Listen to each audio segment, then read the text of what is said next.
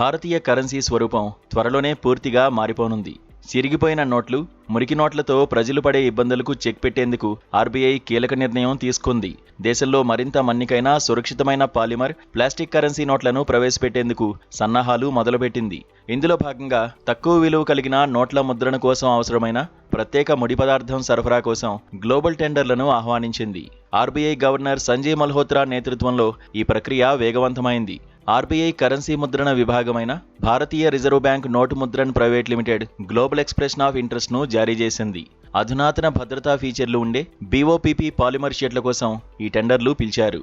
2 వేర్వేరు డినామినేషన్ల కోసం మొత్తం 68,000 రీముల మెటీరియల్ కోసం ఆగస్టు 18లోగా బిడ్లు దాఖలు చేయాలని గడువు విధించారు.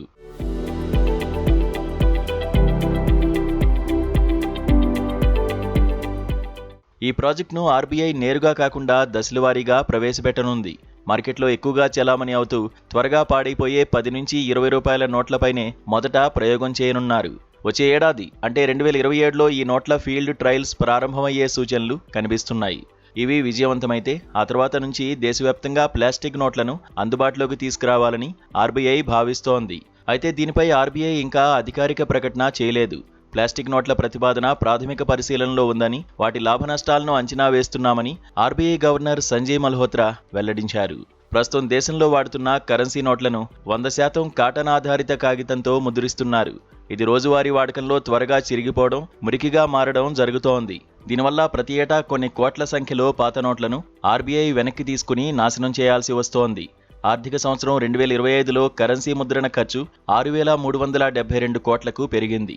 అంతకుముందు ఏడాది ఇది 5,101 కోట్లుగా ఉండేది. ఈ నేపథ్యంలో మన్నికైన పాలిమర్ నోట్ల వైపు ఆర్బీఐ దృష్టి సారించింది.